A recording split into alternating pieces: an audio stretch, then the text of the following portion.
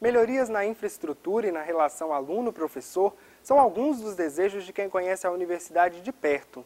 No início da década de 80, a UFES passava por um período difícil de sucateamento e autoritarismo dentro das salas de aula.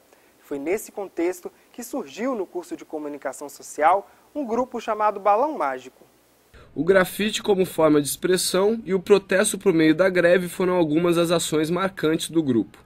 Frases como olho vivo e a imaginação no poder podiam ser lidas nas paredes dos prédios. Os alunos que se conheceram em 1983 foram chamados de alienados por um de seus professores, que os comparou ao grupo infantil Balão Mágico. O nome ficou e a turma continuou junta durante sua passagem pela universidade. Na época eu era conhecido como Zocra. E fiz parte da turma do Balão Mágico. E a gente começou a questionar. O contexto da época era de contestação. A gente estava vivendo um período de abertura, né, saindo de uma ditadura, indo para um processo de democratização. A gente vai ter em 84 as diretas já, o movimento das diretas já. E esse período, então, era de grande contestação em todos os sentidos. No início foi um choque. A gente...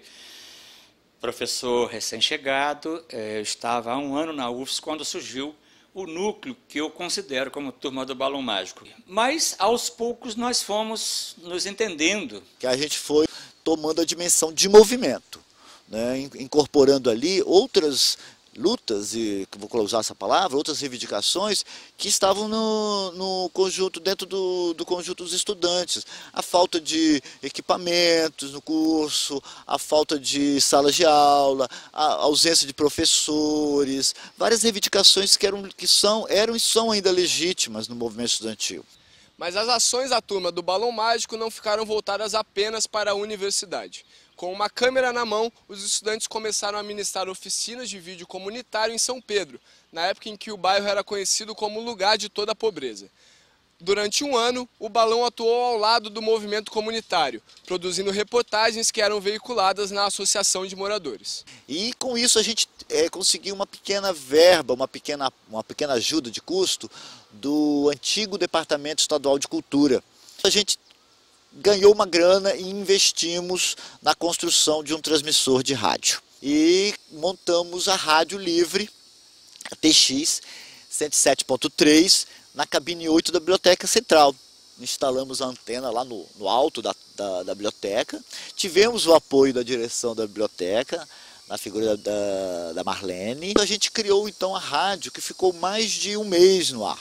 A Polícia Federal veio, né, para lacrar o transmissor. Aí o pessoal foi para a cabine, foi uma manifestação enorme, né, e os policiais se retiraram, mas foram para a reitoria e aos poucos conseguiram fazer, né, nos ameaçar, de lacrar. Aí a gente entrou numa negociação e aí negociamos com o reitor na época a construção de um projeto de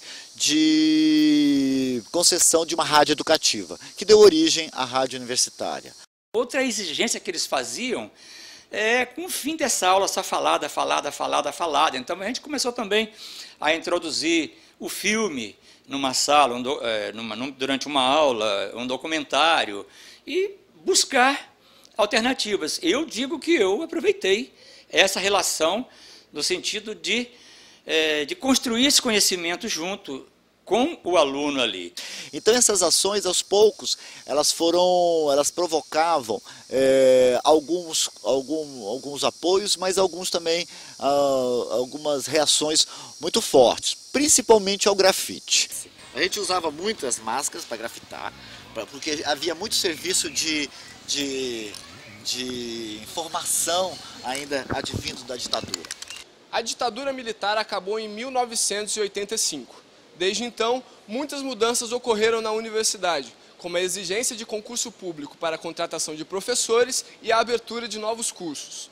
Hoje, os estudantes não lutam mais contra a repressão do regime militar, mas continuam buscando melhorias para a universidade, sejam relacionadas à assistência estudantil ou à infraestrutura dos locais de estudo. Hoje nós brigamos principalmente por uma educação melhor, uma educação de mais qualidade, mas falta ainda um pouco de articulação e até mesmo de uma adesão maior dos próprios estudantes, de uma forma geral, né, em favor do movimento, em favor de lutar com o movimento.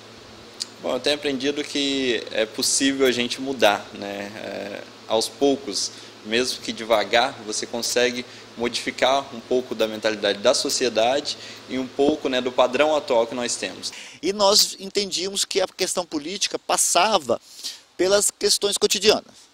E isso foi mobilizando, né, a todos nós, né, nessa contestação às gerações anteriores, como toda a juventude deve fazer, acredito. Termina aqui a segunda edição do Reverso. Curta a nossa página no Facebook e até logo.